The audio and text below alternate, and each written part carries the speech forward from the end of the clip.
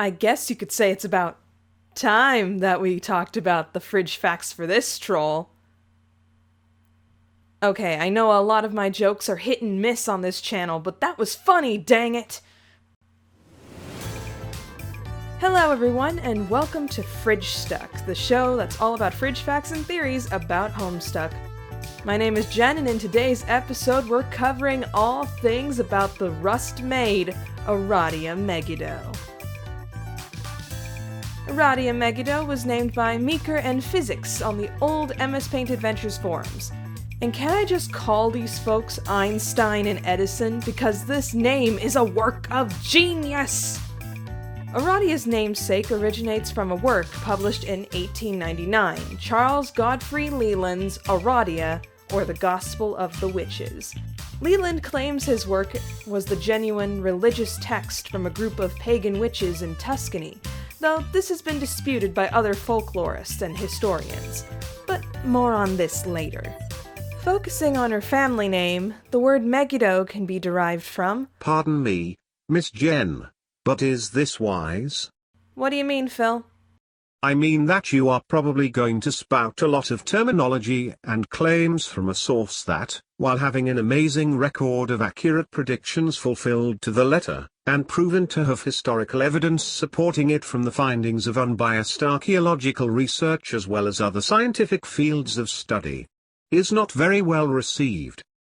Many people on the internet will still ridicule you for it, if not in the comment section or elsewhere on the web.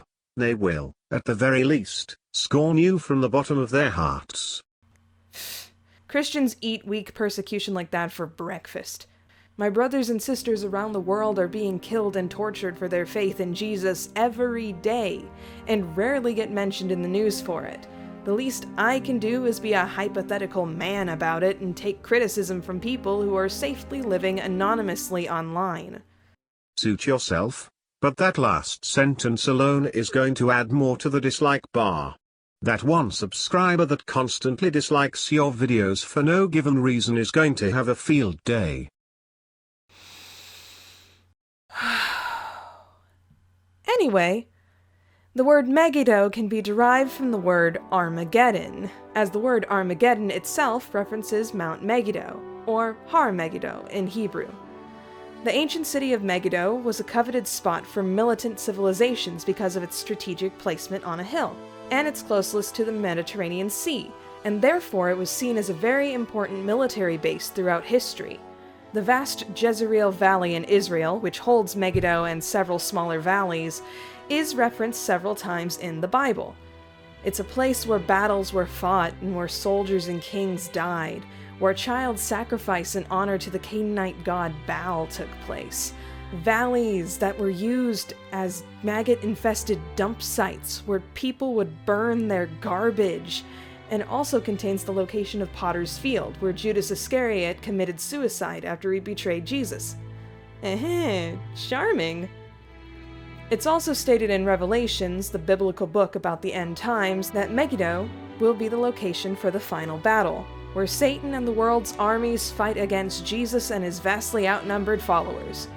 Spoilers, Jesus wins. With this location's link to the end of the world, it makes perfect sense that Aradia would have such knowledge of the apparent apocalypse of the universe. These reasons, as well as the foreshadowing of her reaching God tier, are also reflected in Aradia's Pester Chum handle, Apocalypse Arisen. And why am I on the ground? It appears we discovered your breath powers. Astral projection. Talking until you are, blue in the face and completely out of breath. You sure get winded easily. Shut up. Stupid god tier. Did you know that Megido itself is not actually a mountain, but a tell? A place where civilizations continually built on top of each other for hundreds of years until the ground level rose into a man-made mound. This fact could possibly link to Aradia's love of archaeology. Connecting to this, In life, Aradia allocated her striped specibus to whipkind, a weapon that is associated with another archaeologist, human pop culture icon Indiana Jones. Further attributing to her love of archaeology and death, Aradia was the one who discovered Spurb for the troll session. Thanks to time-space shenanigans that often happens to time players in the webcomic, the world-ending game was found near Aradia's frog ruins within the Crosby Top, which was within Dag Egbert's wallet, within Little Cal. That creepy, devious Muppet. Solix was later tricked into adapting the Spurb game into their alternate equivalent, Scrub. Aradia's ancestor was the post-scratch version of Damara Megido, the Handmaiden. Now let's get back to Charles Godfrey Leland for a second. The namesake figure of Aradia, or the Gospel of Witches, Aradia, is portrayed as a messiah who was sent to Earth in order to teach the oppressed peasants how to perform witchcraft to use against the Roman Catholic Church and the upper classes.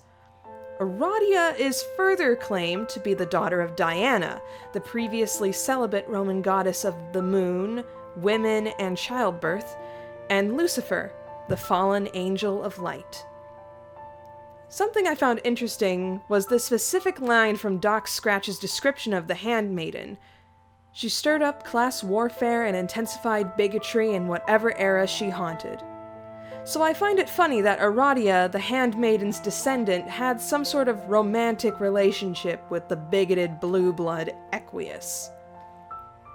While we're still on the topic of the Handmaiden, it's an interesting fact that, unlike most of the trolls on Alternia, Aradia has an ancestor who's not dead by the start of Hivebent. She shares this trait with Fefri Paces and Solix Captor, whose ancestors are, respectively, the ever-lively Condescension and the doomed living battery, the Psionic. Wow, only a couple minutes in, and there's a lot of overlapping information. Seems like Damara won't be getting her own episode now. Kidding, just kidding. Why is Damara from a fantasy counterpart culture version of Japan anyway? You'll have to remember Aradia's original characterization was that of a stringy-haired ghost girl, which is usually based on the Japanese cultural belief of the Onryo, which are ghosts or spirits that are believed to be capable of causing harm in the world of the living, like killing people and causing natural disasters and vengeance. It's even been confirmed through Homestuck's creator, Andrew Hussey, that Aradia is based on every Japanese horror movie ever. Aradia is the Maid of Time. Hardy har. The homophone for maid is maid, and in addition to Homestuck's universe equation of time equals death, it is befitting that our Maid of Death was introduced as dead on arrival. Considering their sense of servitude, real-world maids attend to those under their care and prepare the manor for their lord's return. Being a class where ladies are actually comprised of their aspect, maids might just be raw powerhouses, as Aradia has shown to freeze in time what are essentially two first guardians, one of which was a Lord of Time. There are some incredible similarities between Aradia and Dave Strider. Aside from them both being heroes of time, Aradia and Dave type in red without capitals or punctuation. Both have self-prototyped with their kernel sprite, and at one point, both had an interest in old dead things. Lastly, they also have developed surprisingly subdued personalities when faced with their death or the deaths of those close to them. I mean, just look at Aradia's reaction to Solix's lifeless body. Wait, did she just say corpse party? Freaking no! Corpse Party is the name of a Japanese survival horror video game series, with its first game created using RPG Maker in 1996. The story, in short, involves a group of high school friends being haunted by Sachiko Shinozaki, the stringy-haired ghost of a young girl dressed in red whose goal is to kill the students in anger over her murder. Are you kidding me with this, Hussey? Try to tell me it's coincidental. Just try. Aradia's horns are never drawn the same way twice.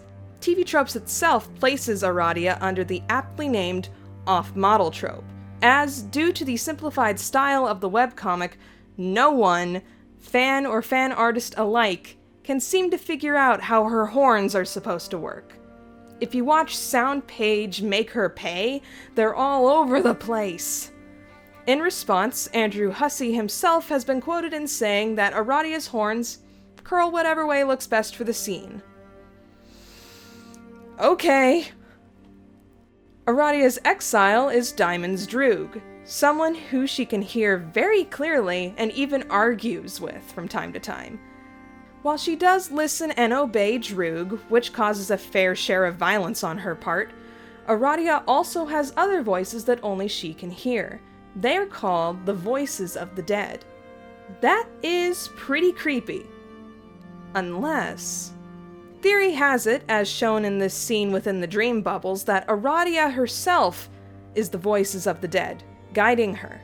Or, more accurately, her time duplicates are guiding her. Speaking of voices, we actually have a canon Aradia singing voice, Rachel McWhirter.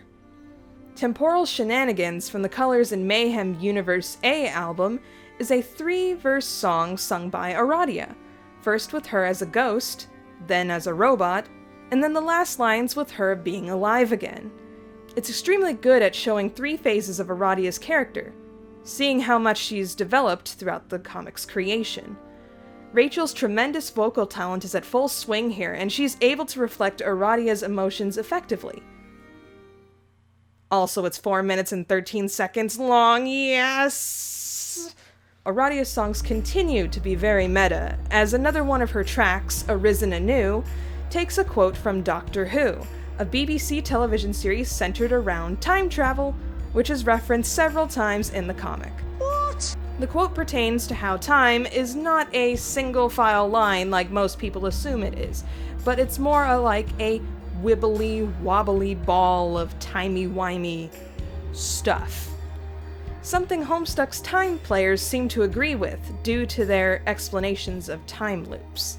Continuing with Arisen Anew, Vocaloid Luca Megorine can be heard singing a repeating verse. A Vocaloid is a popular voice synthesizer, for those who don't know, that mimics different international voice talents, with the many, many versions of the software that are out there. The Japanese lyrics Luca sings are, hope I get this right, Toki no hime wa inu wo tameta, which translates as, the Princess of Time has stopped the dog. Does that make the maid class the unofficial princess class? Holy dog! Speaking of the dog, as shown in the Midnight Crew intermission, we learn that Spade Slick, the alternate universe version of Jack Noir, hates clocks and all matter of things to do with time. Who ends up stopping his counterpart Beck Noir in his tracks? The Maid of Time. What time is it, Mr. Wolf? Since being prototyped with Beck, Big Bad Jack Noir has gained decidedly lupine features. And what, may I ask, is the color of Aradia's godhood? Chances are you just found an allusion to Little Red Riding Hood. Let's take a second to talk about Loquam. That's the land of quartz and melody, guys. The inclusion of quartz in the naming of Aradia's planet is probably a reference to quartz clocks. Quartz clocks use quartz crystals to regulate an electronic oscillator to keep time. This would be keeping with Aradia's role as the Maid of Time.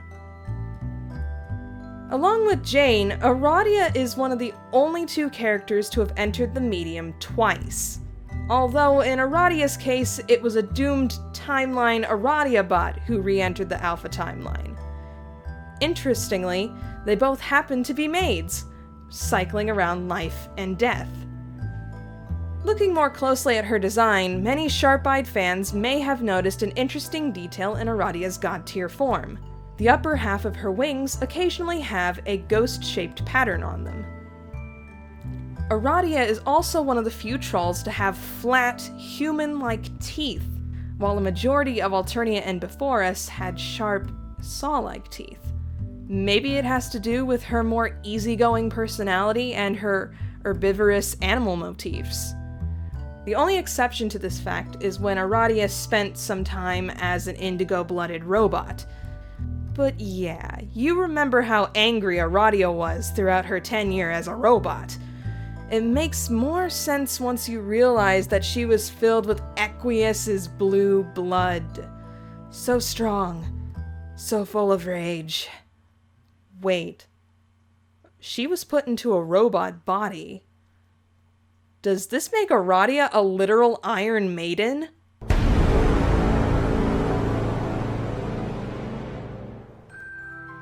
Thank you guys so much for watching this Fridgestuck episode for Aradia Megido. I hope you enjoyed. Any facts that I missed? Do you have a character or concept that you'd like to see? Leave it down in a comment below and it might end up on the show someday. Be sure to leave a like, comment, subscribe, and share with a friend, and I will see you all next time. Bye!